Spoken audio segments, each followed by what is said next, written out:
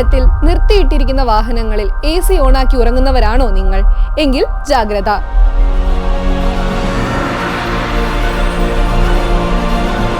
നമ്മൾ ഓടിക്കുന്ന വാഹനങ്ങളിൽ ഭൂരിഭാഗവും പെട്രോൾ, ഡീസൽ പോലെയുള്ള ഫ്യൂവൽസ് ഉപയോഗിച്ച് പ്രവർത്തിക്കുന്നവയാണ്.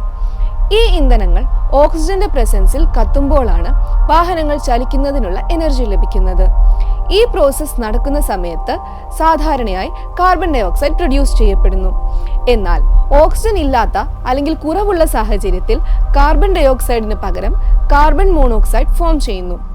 ഇങ്ങനെ ഉണ്ടാകുന്ന കാർബൺ മോണോക്സൈഡ് വാഹനങ്ങളുടെ എക്സോസ്റ്റ് പൈപ്പിലുള്ള കാറ്റലിറ്റിക് കൺവേർട്ടർ കാർബൺ ഡൈ ഓക്സൈഡായി കൺവേർട്ട് ചെയ്യുന്നു. എന്തെങ്കിലും കാരണം കൊണ്ട് എക്സോസ്റ്റ് പൈപ്പോ കാറ്റലിറ്റിക് കൺവേർട്ടറോ പ്രോപ്പറായി ഫംഗ്ഷൻ ചെയ്യാതെ വരുമ്പോൾ കാർബൺ മോണോക്സൈഡ് കാർബൺ ഡയോക്സൈഡ് ആകുന്ന പ്രോസസ്സ് നടക്കാതെയിരിക്കുന്നു. സാധാരണഗതിയിൽ വായുവുമായി അലിഞ്ഞു ചേരേണ്ട കാർബൺ മോണോക്സൈഡ് വാഹനങ്ങളുടെ ദ്വാരങ്ങൾ വഴിയും AC വഴിയും ഉള്ളിലേക്ക് കടക്കുന്നു. നിർത്തിയിട്ടിരിക്കുന്നതും AC ഓൺ ആക്കിയിട്ടിരിക്കുന്നതുമായ വാഹനങ്ങളിൽ കാർബൺ മോണോക്സൈഡ് തങ്ങി നിൽക്കുന്നു. കാർബൺ മോണോക്സൈഡിന് ഓക്സിജനേക്കാൾ ഹീമോഗ്ലോബിനോട് അഫിനിറ്റി കൂടുതലാണ്. അതുകൊണ്ട് തന്നെ ബ്രീത്തിങ് വഴി ബ്ലഡിൽ എത്തുന്ന കാർബൺ മോണോക്സൈഡ് യാത്രികന്റെ ഹീമോഗ്ലോബിനുമായി കമ്പൈൻ ചെയ്ത് കാർബോക്സി ഹീമോഗ്ലോബിൻ ഫോം ചെയ്യുന്നു. കാർബോക്സി ഹീമോഗ്ലോബിൻ ഒരു സ്റ്റേബിൾ കോമ്പൗണ്ട് ആയതുകൊണ്ട് തന്നെ ഓക്സിജനുമായി ബൈൻഡ് ചെയ്യാൻ പറ്റുന്ന ഹീമോഗ്ലോബിന്റെ എമൗണ്ട് ബ്ലഡിൽ കുറയുന്നു. ഇത് ഓക്സിജൻ ഡെഫിഷ്യൻസിയിലേക്കും പിന്നീട് മരണത്തിലേക്കും നയിക്കുന്നു. കാർബൺ മോണോക്സൈഡ് എന്നത് ഒരു ഹൈലി പോയിസണസ് ഗ്യാസ് ആണ്. ഈ വാതകത്തിന് അതിൻ്റെതായ നിറമോ മണമോ ഇല്ല. അതുകൊണ്ട് തന്നെ ഇതിന്റെ പ്രസൻസ് നമുക്ക് മനസ്സിലാക്കാൻ സാധിക്കുന്നതല്ല. കാർബൺ മോണോക്സൈഡ് അമിത അളവിൽ ഒരാളുടെ ശരീരത്തിലെത്തിയാൽ ശരീരം അതിനെതിരായി ചില ലക്ഷണങ്ങൾ കാണിച്ചു തുടങ്ങും.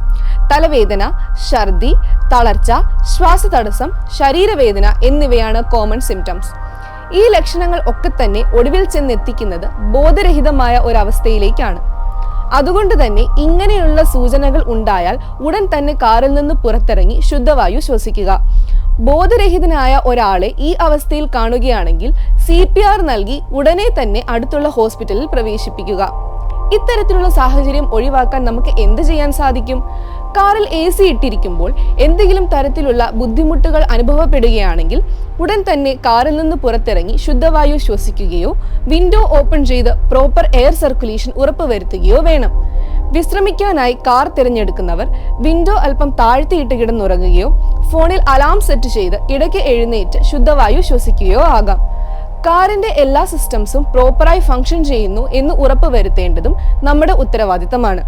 മേൽ പറഞ്ഞ കാര്യങ്ങൾ കൊണ്ട് AC പൂർണ്ണമായും ഒഴിവാക്കണമെന്നല്ല ഉദ്ദേശിക്കുന്നത്. ശ്രദ്ധ വേണം എന്ന് മാത്രം. As you all know, prevention is better than cure.